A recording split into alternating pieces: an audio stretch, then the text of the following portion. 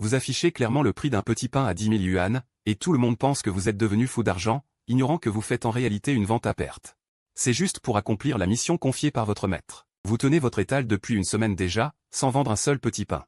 Alors que vous pensez que cette journée sera encore une perte de temps, un brouhaha vous parvient. Un fan dit que dans cette ruelle, il y a un stand de rue. Qui ose vendre des petits pains à 10 000 yuan pièce? Aujourd'hui, on va voir quel genre de petits pains ose valoir 10 000 yuan. En entendant cela, vous levez les yeux et apercevez un gros homme debout devant votre stand. Il lève la tête pour regarder l'enseigne, puis demande, « Patron, c'est quoi la viande dans vos petits pains? Est-ce que ça prolonge la vie? Pourquoi ce petit pain ose-t-il coûter 10 000 yuan ?» Vous répondez, « Tu sauras pourquoi quand tu l'auras goûté. » Waouh, quel culot! Quelqu'un d'aussi arrogant a généralement du talent. Alors patron, donnez-m'en un. Tu es sûr? Bien sûr que oui. Quoi? Tu as peur que je ne te paie pas? Si tu connais le métier, tu ne refuserais pas de payer. Quel toupet! Sois tranquille. Que ce soit bon ou pas, tu as affiché le prix, donc je paierai selon le menu. Si c'est une arnaque, je l'accepte. Sans ajouter un mot. Vous vous contentez de hocher la tête, puis pousser un panier vapeur devant le gros homme. Le suprême petit pain à la soupe de crabe royale.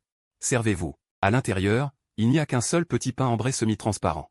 À travers la pâte, on voit clairement le bouillon doré qui frémit légèrement. Au centre de ce bouillon doré, un morceau de chair de crabe rougeoyant apparaît comme un cœur qui bat. Le sommet du petit pain a exactement 36 plis, formant une ouverture parfaite en forme de bouche de poisson, sans laisser échapper la moindre vapeur. Tangji et les spectateurs du live sont stupéfaits devant ce petit pain. Ce n'est pas de la nourriture.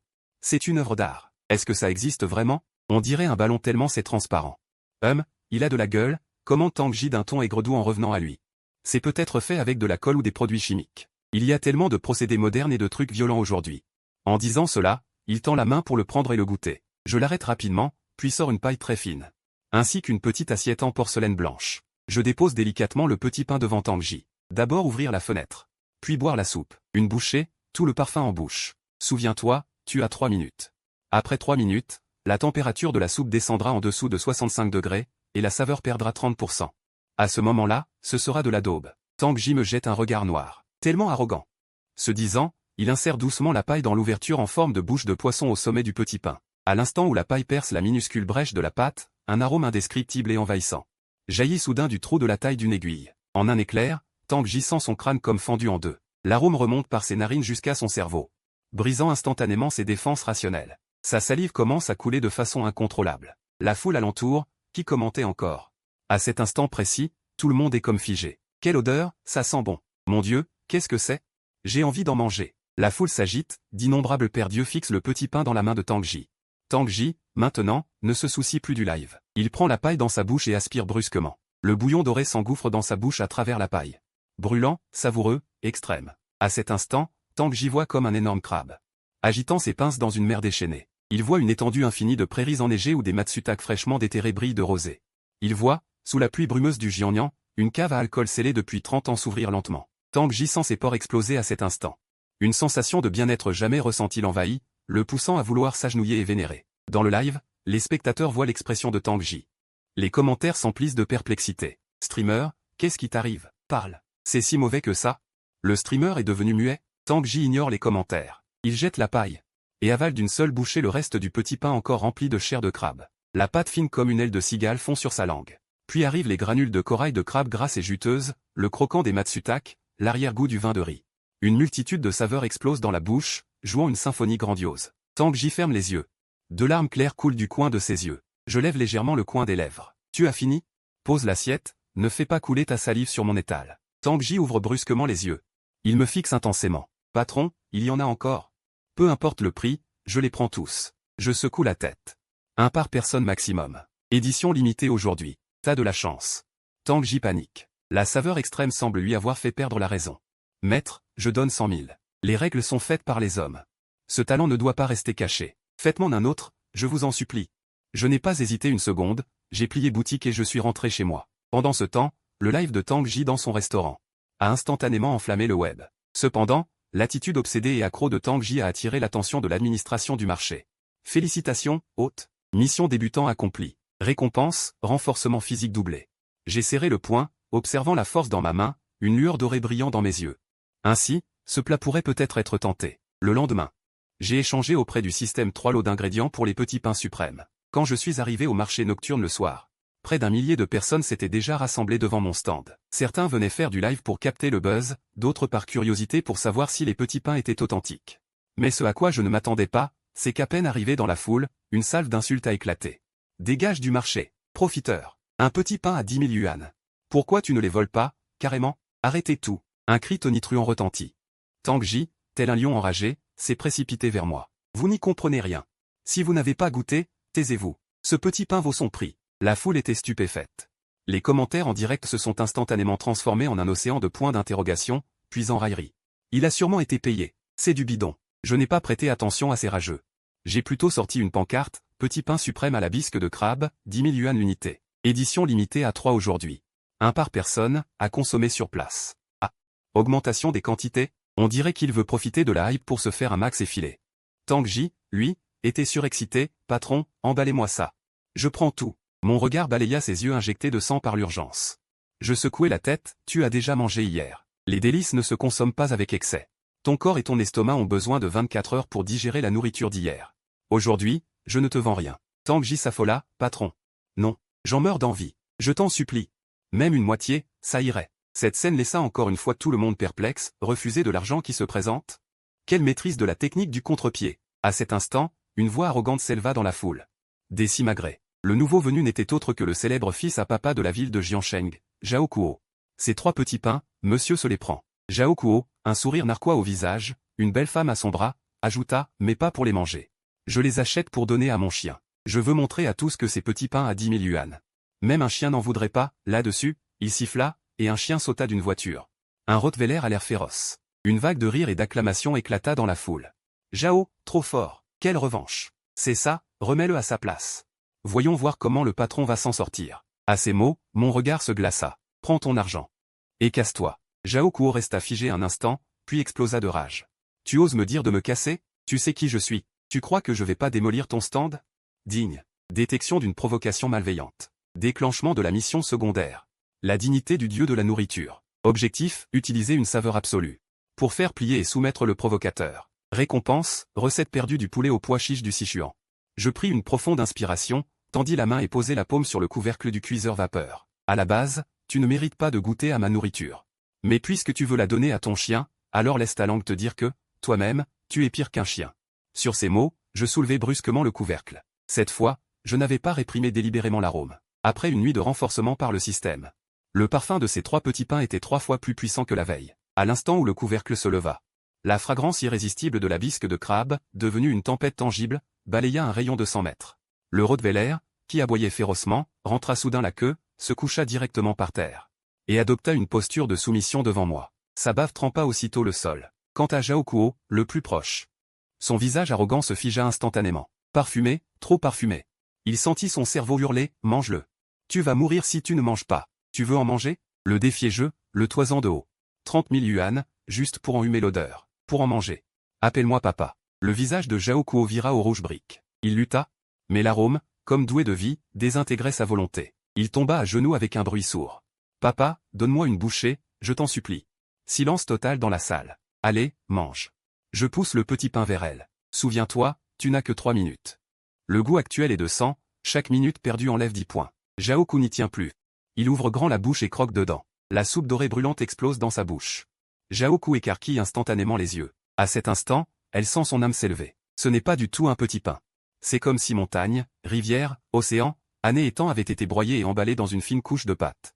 La bouche pleine de nourriture, Zhao Kuo émet des sons indistincts, sans même remarquer qu'elle est en larmes. Elle sort la langue et, sans se soucier de son image, lèche frénétiquement une goutte d'huile de crabe restée sur le plateau. Le live explose. C'est sûrement un scénario. Même le jeune maître Zhao s'est mis à genoux. Combien a-t-il payé pour ça? Je n'y crois pas, sauf si je peux goûter. Regardez l'expression de Zhao Kuo. Ces micro-expressions, on ne peut pas les jouer. Elle est vraiment ensorcelée. Mais étrangement, à cet instant, Zhao Kuo, comme possédé, attrape soudainement ma cuisse. Grand-père, j'en veux encore. Je donne 1 million, vendez-moi les 2 autres. À ce moment-là, un groupe de personnes en uniforme entre. Un homme d'âge mûr à leur tête. Il sort gravement sa carte, je suis Zhang Tielian, de l'administration de la régulation du marché. Qui est le patron? Nous soupçonnons que vos petits pains contiennent des substances interdites. Veuillez coopérer pour un prélèvement. La foule explose aussitôt, il a forcément ajouté des coques de pavot ou un nouveau type d'hallucinogène. C'est fini, fini. Le petit patron va devoir aller coudre des machines à coudre. Zhaoku, à ce moment-là, reprend ses esprits. Au contraire, elle se place devant moi, quoi contrôler? Je suis heureuse de m'agenouiller. Ces petits pains n'ont aucun problème. Zhang Tielian la regarde froidement, problème ou pas, on le saura après l'analyse. Écartez-vous. Zhaoku veut encore dire quelque chose. Mais je tends la main pour la tirer derrière moi. Faites comme vous voulez. Je me tourne sur le côté, laissant apparaître le panier vapeur derrière moi. Un inspecteur enfile des gants stériles, ouvre la valise d'échantillonnage et sort un analyseur alimentaire professionnel. Puis il retire délicatement un petit pain à la soupe de crabe du panier vapeur et le place sur un plateau stérile. Sous la lumière d'une lampe torche puissante, le petit pain est translucide, on distingue le bouillon qui s'écoule à l'intérieur. On voit même la texture des grains de crabe. L'inspecteur sort un scalpel pour le couper et prélever un échantillon. Soudain, j'interviens, doucement. Zhang Tielian me regarde d'un œil perçant. Quoi? Des scrupules? Je secoue la tête. Je pointe son scalpel, votre lame est trop émoussée. Elle va détruire la structure des fibres de la pâte. Comprimer la soupe, fausser les résultats de l'analyse. En disant cela, je sors un petit couteau en forme de feuille de saule, fin comme une aile de papillon. Je coupe, vous prélevez. Zhang Tielian hésite un instant puis hoche la tête.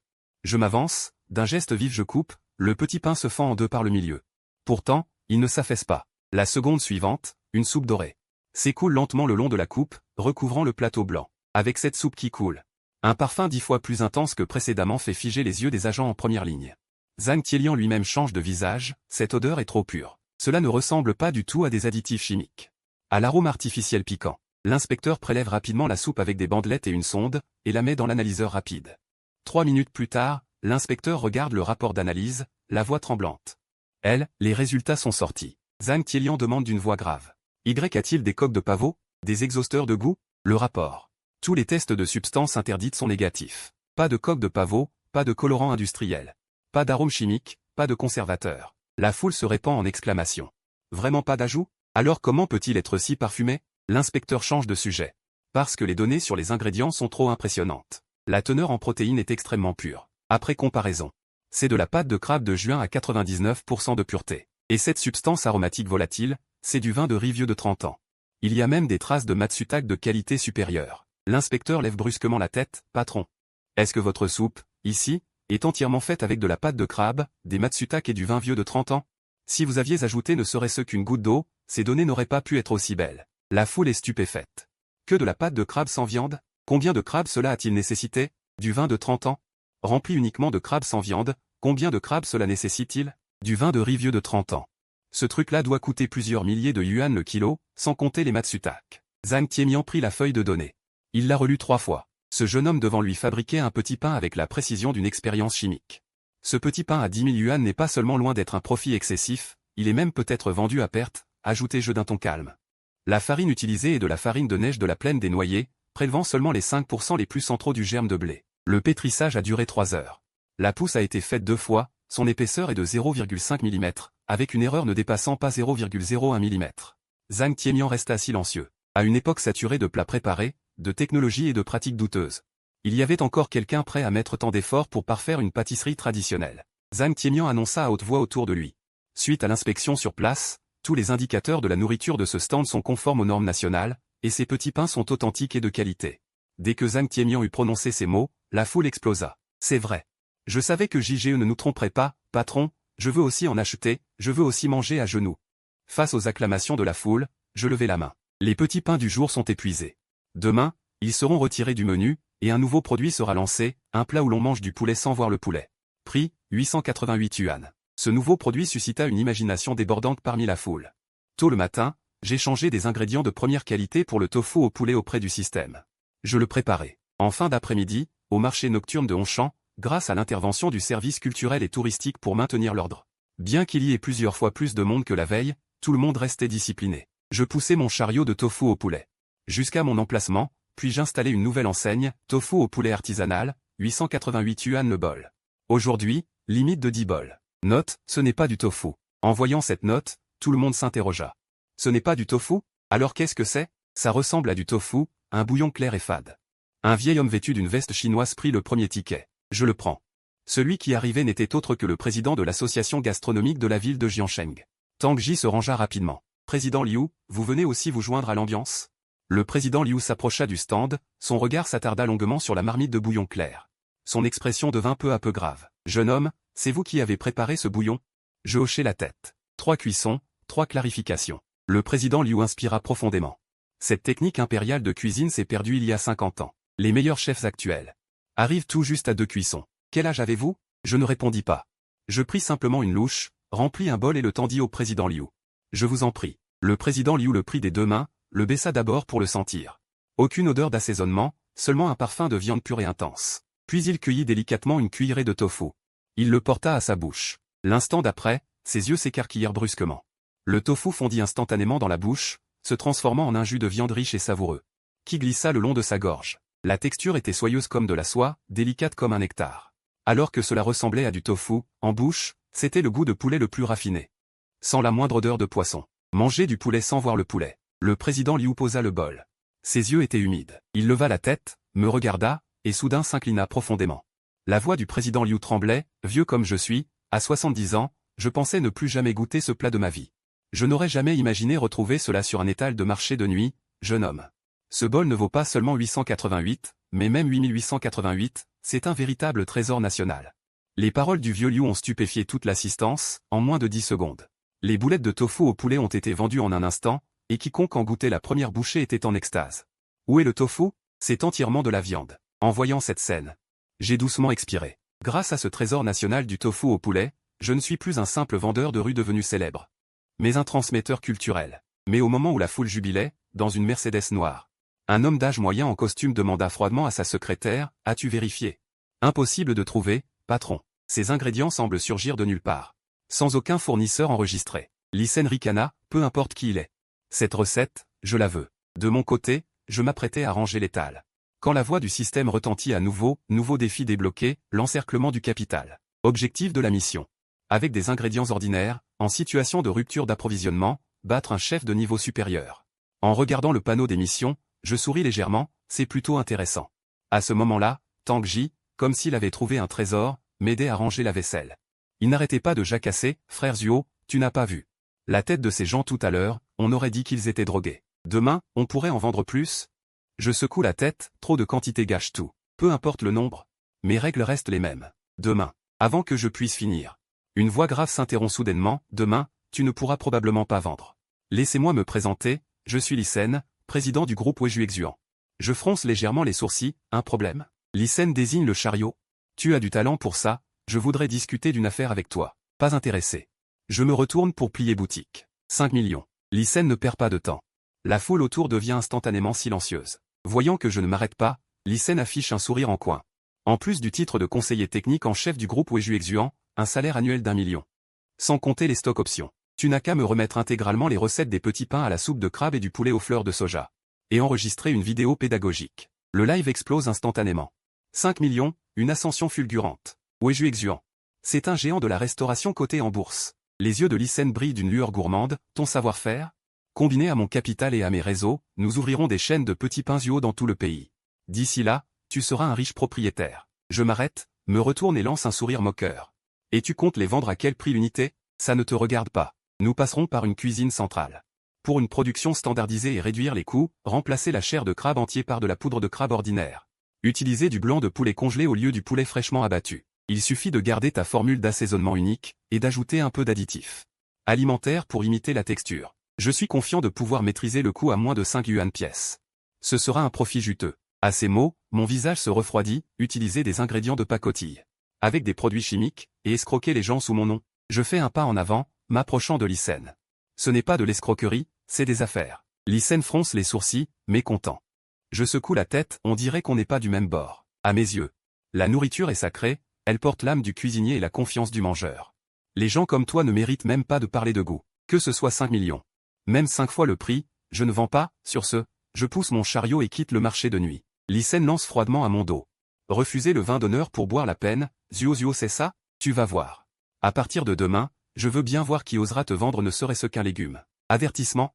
Détection d'un blocus total du capital par l'hôte, mise à jour de la mission principale, contre-attaque désespérée.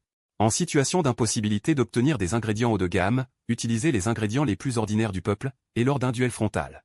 Battre l'équipe d'élite de Wejuexuan. Déverrouillage d'une nouvelle compétence, flamme alchimique. Capable d'éveiller le potentiel spirituel des ingrédients ordinaires, transformer le vil en merveilleux. Je ricane froidement. Blocus, alors je vais te montrer ce que signifie un véritable dieu de la cuisine.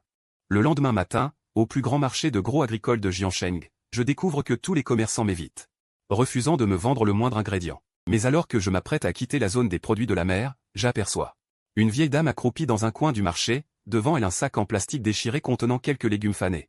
Et un autre sac avec du riz vieux et maigre. Aux yeux des gens ordinaires, ce sont des ordures, mais pour moi qui possède la mémoire d'un dieu de la cuisine, c'est au contraire plus adapté pour préparer un mets délicat. Jeune homme, tu achètes? La vieille dame, voyant quelqu'un s'arrêter. Une lueur d'espoir brille dans ses yeux troubles. Je prends tout. La vieille dame reste figée. Cette farine est un peu dure, elle ne convient que pour du riz sauté. Oui, justement pour du riz sauté. En fin d'après-midi, au marché nocturne de Honchamp, en face de mon stand, apparaît soudain une scène temporaire somptueuse, une dizaine de grands chefs en tenue blanche impeccable alignés, en train de préparer des homards australiens importés par avion, du bœuf de Kobe, de la truffe noire française. Lycène, micro en main, regarde en face avec un air moqueur, pour remercier les habitants de Jiangsheng. Ce soir, Wejuexuan organise ici un salon gastronomique artisanal, toutes les préparations haut de gamme sont en dégustation gratuite. En quantité illimitée. La foule s'enthousiasme, du homard et de l'ormeau gratuit. La foule qui se tenait devant mon stand s'est dispersée en un instant. Tangji regardait les fils désormais vides. Il transpirait à grosses gouttes, frère Zuo, c'est de la concurrence déloyale. Qu'est-ce qu'on vend aujourd'hui? Sans prêter attention au regard provocateur de Lycène, j'ai sorti de dessous le chariot le sac de riz rassis et le panier de choux chinois déjà roulé. Sur scène, Lycène, voyant cela, riait aux larmes, regardez tous. Notre ami nous a apporté quoi aujourd'hui? Des feuilles pourries? Du moisi? Tu comptes faire de la nourriture pour cochons? La foule autour était médusée, pas possible. Il va vraiment utiliser ça? C'est trop minable, comparé aux galettes de homard d'en face. On dirait un mendiant. Ignorant tout, j'ai pris la marmite. Allumé le brûleur puissant au maximum, puis attrapé une poignée de riz rassis dans l'eau, lavé rapidement et égoutter. Ensuite, j'ai cassé les œufs, ne gardant que les jaunes. 10 jaunes d'œufs de ferme ont été incorporés au riz en remuant rapidement. Chaque grain de riz enrobé à 360 degrés de cette dorure sans aucun angle mort. C'est la technique légendaire de l'or enveloppant l'argent. Mais entre mes mains, ce n'est pas juste un enrobage, c'est une pénétration. Puis, d'une seule main, j'ai saisi la grande marmite en fer de 20 kilos, fait chauffer l'huile, et le riz enrobé d'œufs sciés et déversé. Boum! Les flammes ont jailli à 2 mètres de haut. Mon bras n'était plus qu'une ombre, agitant frénétiquement, chaque grain de riz volant dans les airs. Traversant les flammes. La chaleur intense a immédiatement verrouillé la fraîcheur des œufs, chassé l'odeur de renfermé du riz rassis, le transformant en un parfum grillé semblable à celui des croûtes de riz. Les grains ternes, à cet instant, ont commencé à briller. Qu'est-ce que c'est? Ceux qui grignotaient du homard se sont arrêtés. Puis vint l'odeur. Si avant le crabe était, crabe, le blanc de poulet, pureté, alors ce riz sauté. Elle a fumé du feu. Quel parfum! Ça sent meilleur que le homard. Je n'ai pas arrêté. La dernière étape, j'ai saisi les choux roulés, hachés, et les ai jetés dans la marmite. 3 secondes suffisent, utilisant la chaleur résiduelle du riz. Pour les cuire instantanément, conservant leur croquant et leur douceur extrême. Sorti du feu.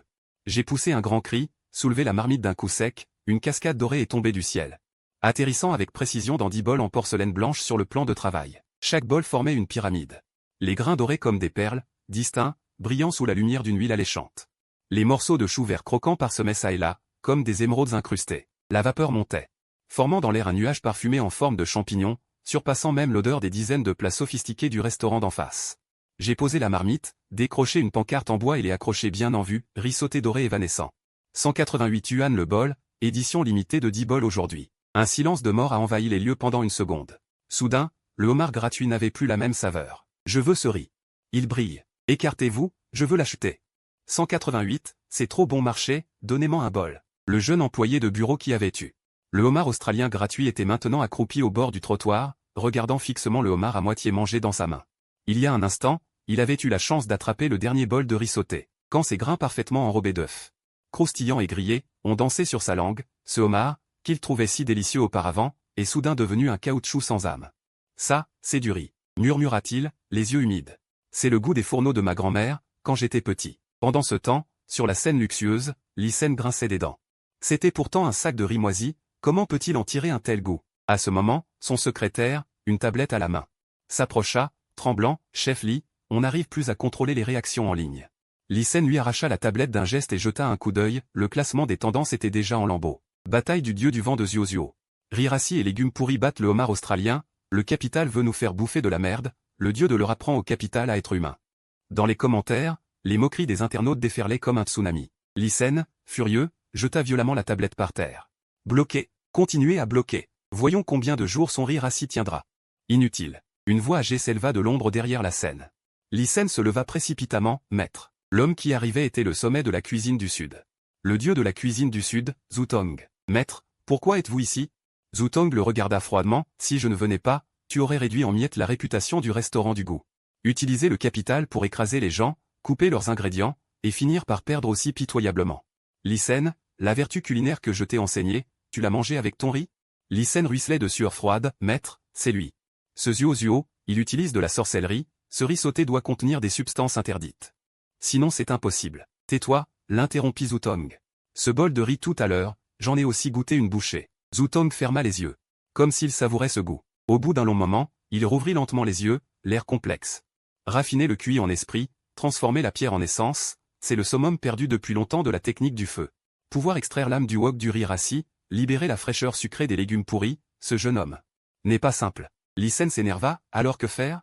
Devons-nous le laisser nous dominer, maître?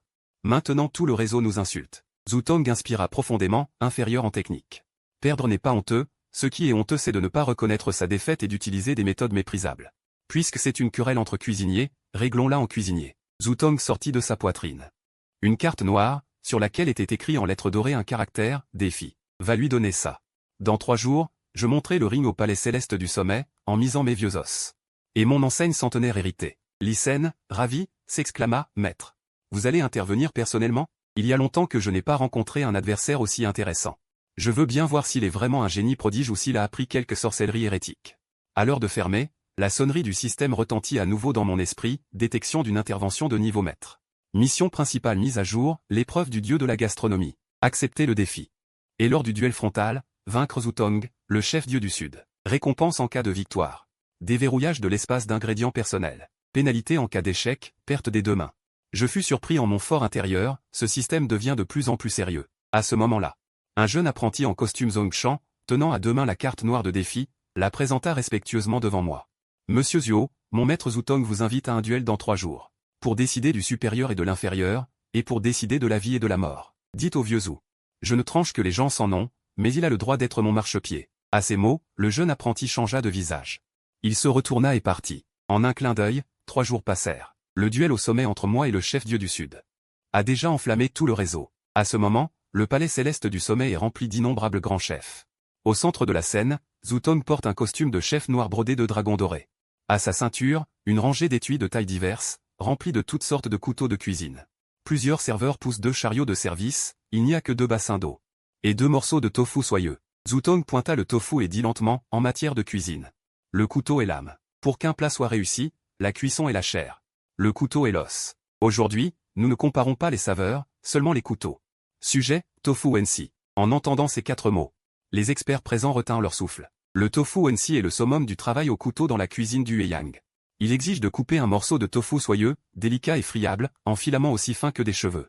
Sans les casser, sans les briser. Une fois mis dans l'eau, ils doivent se disperser comme une nuée, chaque brin distinct. Cela teste non seulement la vue, la force des mains, mais surtout la concentration. Zutong leva 2 doigts.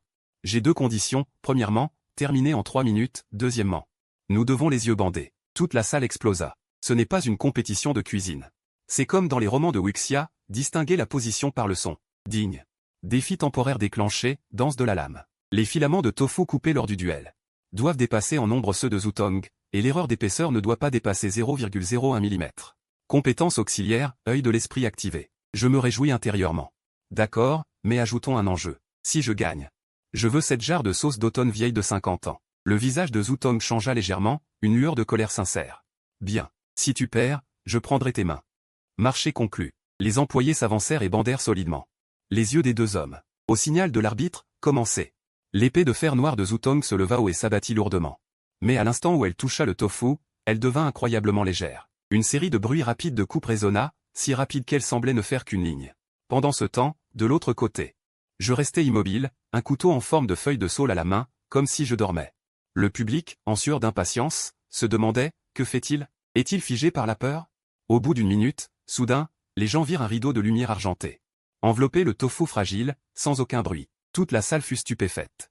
La lame pénétrait la chair sans bruit, ne laissant aucune trace sur la planche. C'était l'état légendaire, que seuls ceux capables de contrôler leur force au niveau moléculaire pouvaient atteindre. Zutong sembla aussi ressentir quelque chose. Son mouvement de coupe marqua une légère pause, des gouttes de sueur froide perlaient sur son front. Il n'entendait pas le bruit de son adversaire. Cela lui mit une pression psychologique énorme. Stop. 3 minutes écoulées. Le juge cria, et les deux hommes retirèrent leurs couteaux en même temps. Le tissu noir fut soulevé. Sur la planche, les deux morceaux de tofu semblaient intacts, comme s'ils n'avaient pas été coupés.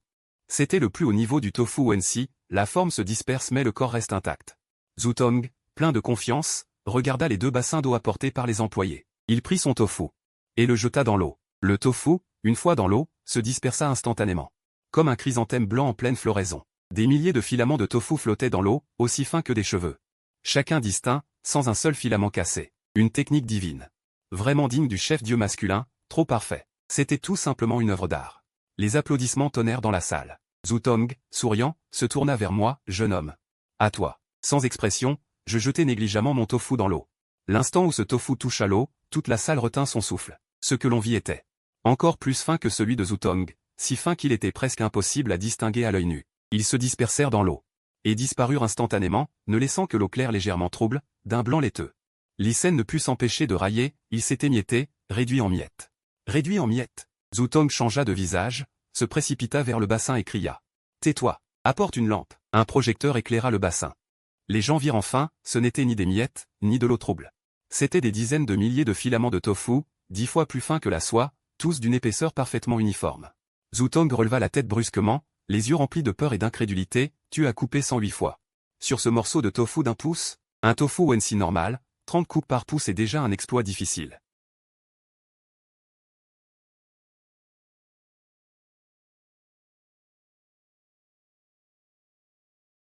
Mais la technique du couteau n'est que la base. La véritable victoire réside dans le goût. Demain soir, ici même. Je veux te défier pour le 100 oiseaux se prosterneront devant le phénix. Je lui tournai le dos et fis un geste de la main, à ta guise, à tout moment. À ce moment, dans un entrepôt souterrain, Zutong regardait avec des yeux fascinés un poulet dans une enceinte en verre à température contrôlée au centre de l'entrepôt. Ce poulet avait des plumes d'un rouge doré, une crête écarlate et des yeux vifs et perçants.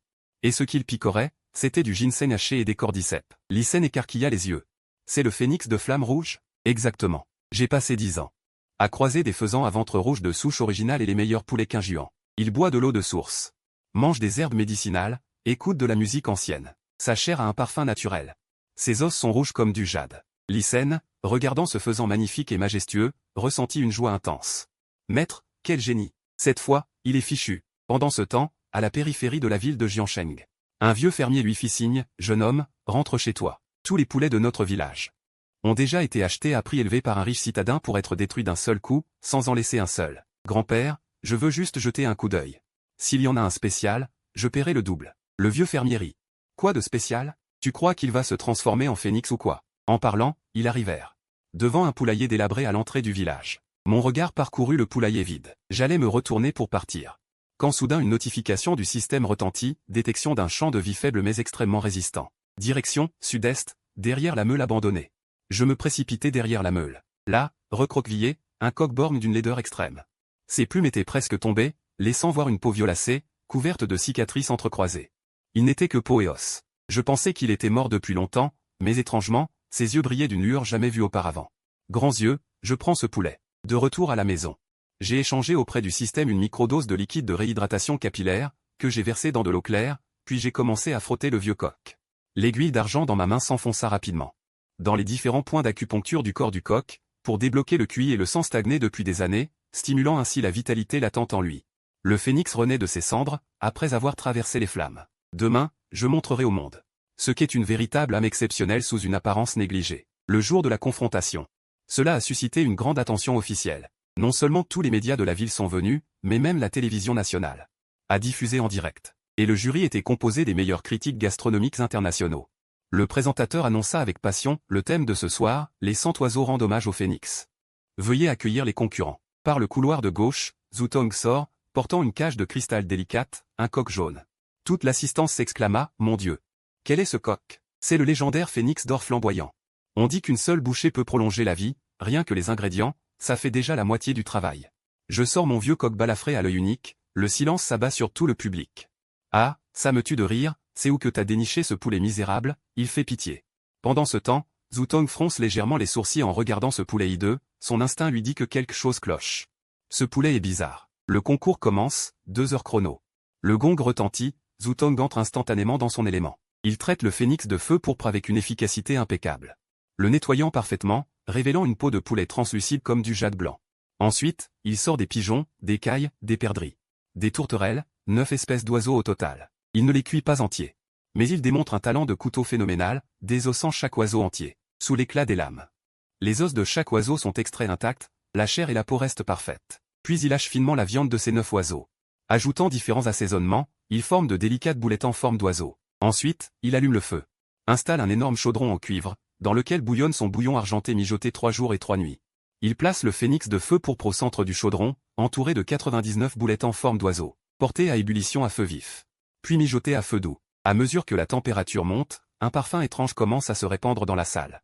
À la fois frais comme des herbes médicinales, et riche comme la chair, comme si l'on se trouvait dans une vallée fleurie au printemps. Le chef français, assis à la table de dégustation, ferme les yeux malgré lui. Quel parfum! C'est le goût du paradis, j'entends presque des oiseaux chanter. À ce moment, dans le chaudron de Zutong, une brume dorée s'élève, les boulettes qui dansent apparaissent et disparaissent dans la brume. Comme si elles se transformaient vraiment en oiseaux volants, tournoyant autour du phénix rouge et or au centre. Une double excitation visuelle et olfactive enivre tous les présents. De mon côté, le décor change brusquement. Je joue avec de la boue. Je vide de mon sac une pile d'os de dragon du fleuve jaune, à l'odeur terreuse particulière. Et ma manière de traiter le vieux coq est encore plus simple et brutale, sans plumer. Je l'ouvre directement, le vide, y fourre une poignée d'herbes sauvages et d'épices inconnues, puis j'enveloppe le poulet entier. Avec ses plumes, dans de la terre jaune. Les spectateurs, voyant ma méthode, sont perplexes, c'est la technique du poulet en croûte de terre, non. Mais même pas une plume, est-ce que ça se mange? Je fais la sourde oreille. Je pose cette énorme boule de terre sur la planche à découper, puis sors une bouteille d'alcool fort de ma poche, j'en prends une gorgée dans la bouche. Je crache brusquement sur la boule de terre, puis je claque des doigts, une flamme bleue danse au bout de mon doigt. Compétence activée, flamme d'alchimie. Effet. Dompter le feu par le souffle, attaquer de l'intérieur comme de l'extérieur, la température atteint instantanément 1000 degrés. Boum. Toute la boule de terre est aussitôt engloutie par les flammes bleues. Mais je ne m'arrête pas.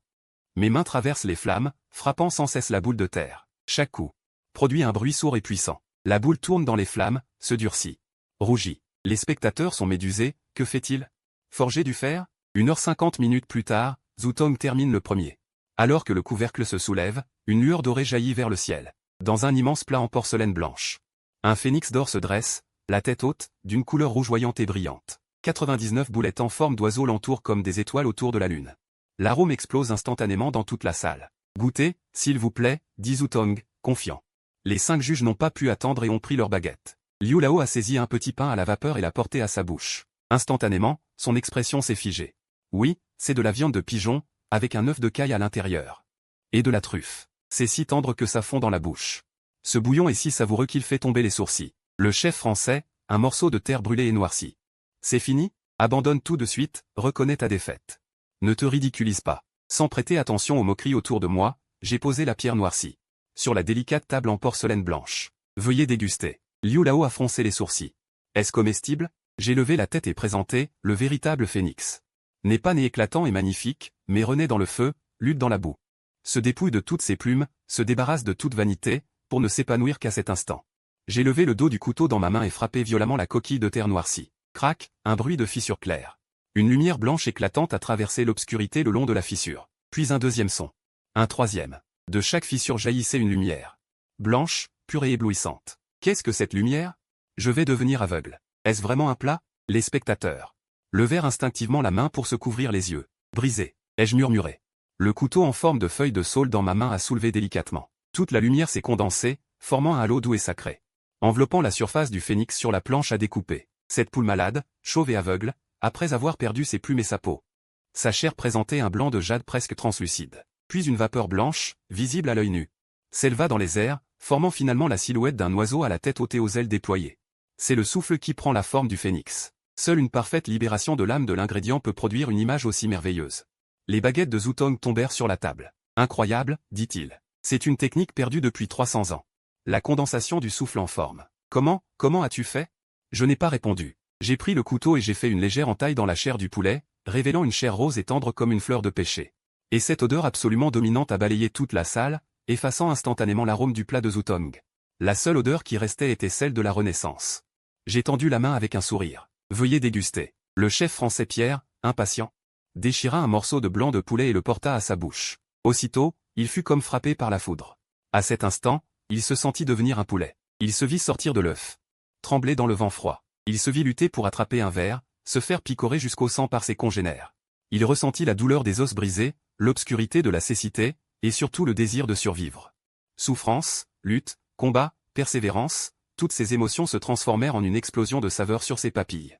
C'était le goût de la vie, le goût d'une âme qui brûle. Sans même s'en rendre compte, Pierre éclata en sanglots. « Je ne mérite pas de le manger. » Liu Lao, les larmes coulant sur ses joues, déclara, le phénix ne se pose que sur le houilleton. Ce n'était que l'animal de compagnie des nobles. Le vrai phénix est un combattant qui renaît dans le feu. Ce poulet a vécu plus en héros que n'importe lequel d'entre nous ici.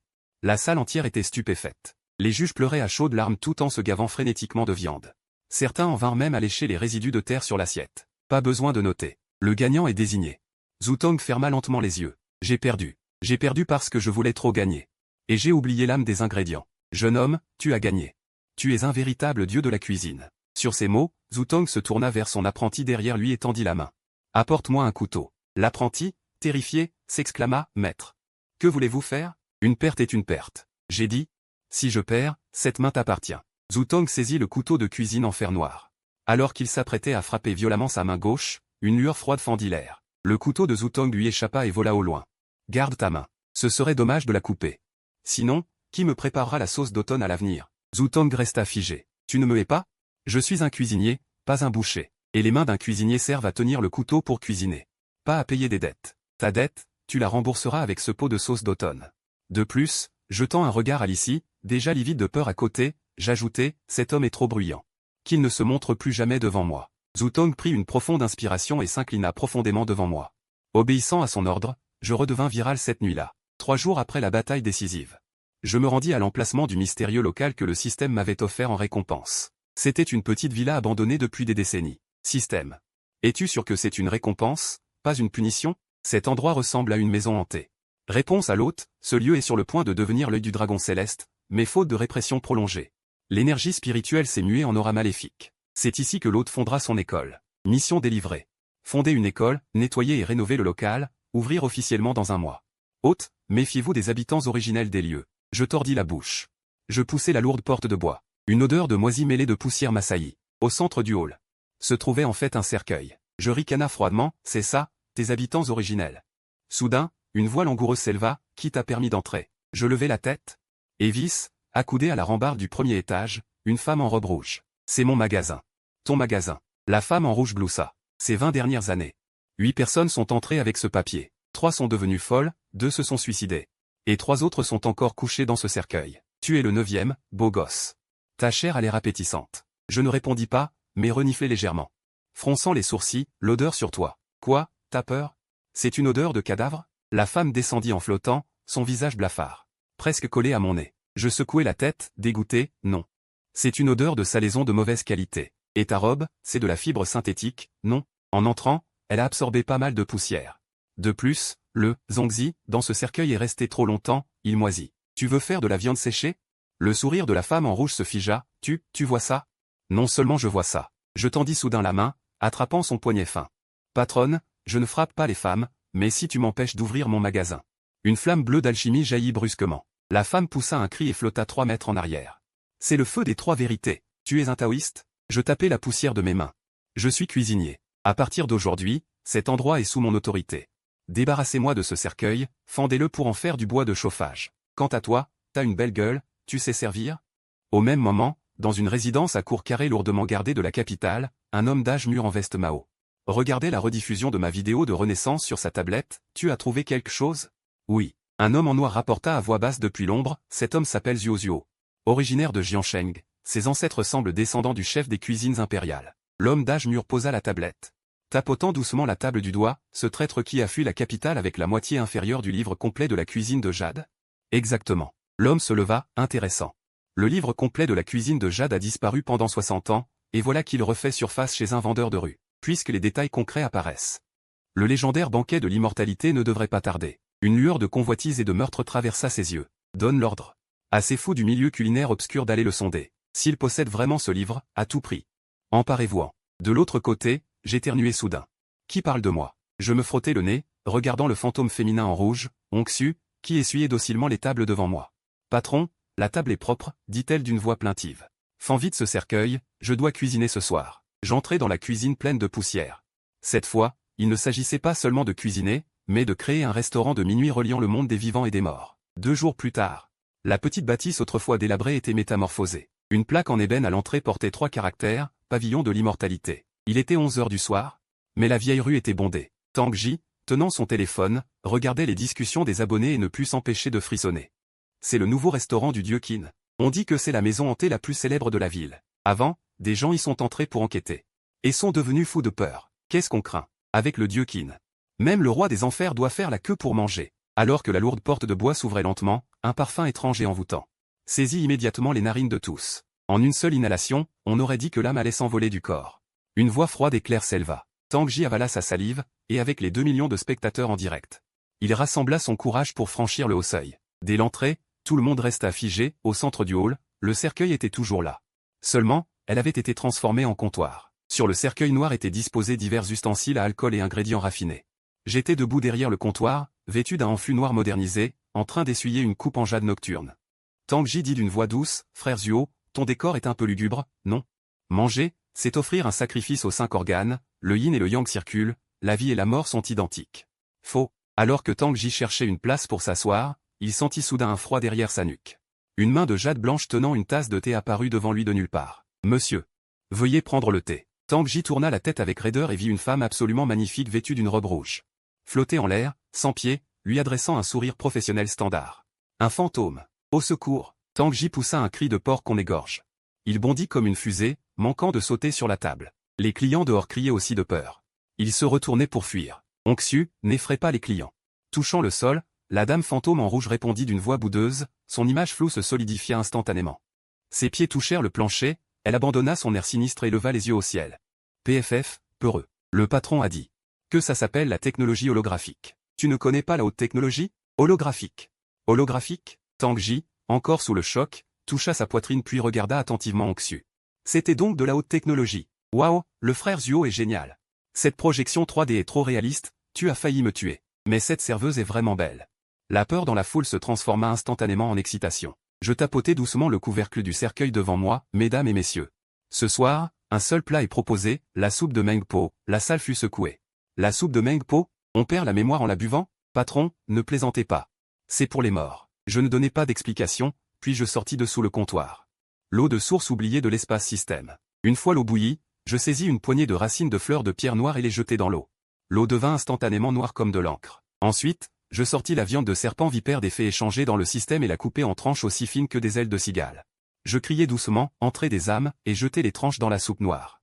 La seconde suivante, une chose incroyable se produisit. Dès que la soupe noire toucha les tranches de viande, elle commença à perdre sa noirceur et devint transparente.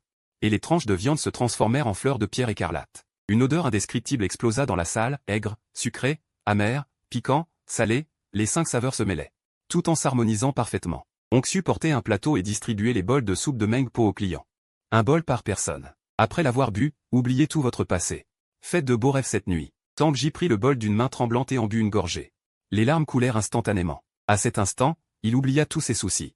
Son esprit devint vide. La tranche de viande fondit dans sa bouche, se transformant en un courant chaud, qui lissa tous les plis de son âme. Délicieux, trop délicieux. Tang Ji riait bêtement, j'ai l'impression d'avoir vu le paradis. Non seulement lui, mais tous les clients sur place, après avoir bu, montraient une étrange immobilité.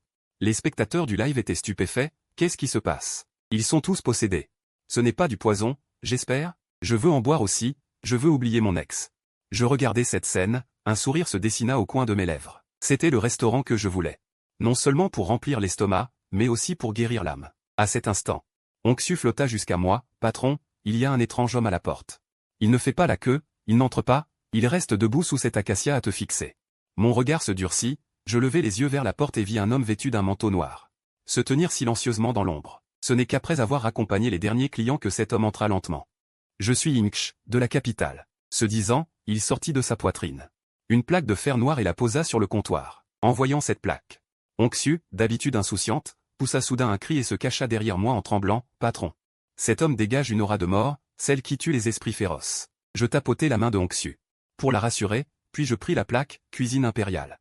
La dynastie Qing a disparu depuis longtemps, et tu sors encore ce genre de choses? Inch répondit sans expression, la Qing a disparu. Mais les règles, non. Le sommet de la cuisine chinoise est encore dans la capitale. Ton grand-père, Zhuo Xiaoxian. Autrefois, il avait emporté quelque chose de la capitale. Cette chose ne lui appartenait pas. Rends le livre complet de la cuisine impériale. Ou suis-moi. Je ricane avec mépris et jette négligemment le jeton dans la poubelle à côté. Ce que mon grand-père a emporté appartient à la famille Zhuo. Si tu veux le récupérer, dis à ton maître de venir lui-même. Le regard de l'ombre change instantanément. Puisque tu refuses le vin, bois la peine. Un poignard noir apparaît dans sa main. Il fonce vers moi tel un fantôme. Mais devant moi, renforcé par le système, ses mouvements sont truffés de failles. Ma main droite s'enflamme d'une flamme bleue et attrape directement le poignard. Au moment où il touche ma paume, il fond instantanément. Les pupilles de l'ombre se contractent. Il tente de reculer. Mais ma main gauche lui saisit la gorge. Retourne dire à ce vieux imbécile qu'il n'a pas besoin de venir me chercher. C'est moi qui irai le trouver. Puisque la capitale est le ciel, alors je percerai ce ciel. Je relâche ma main. L'ombre me jette un regard profond avant de disparaître dans la nuit. Le lendemain matin, un avis de fermeture est affiché sur la porte du pavillon de la longévité. À ce moment, dans un siège business d'un train à grande vitesse direction la capitale, je regarde le paysage qui défile à toute vitesse derrière la vitre. Le regard profond, onctueux, sous forme solide, est assise en face, grignotant un coup de canard. Elle demande d'une voix pâteuse, « Patron, on va vraiment se battre à la capitale ?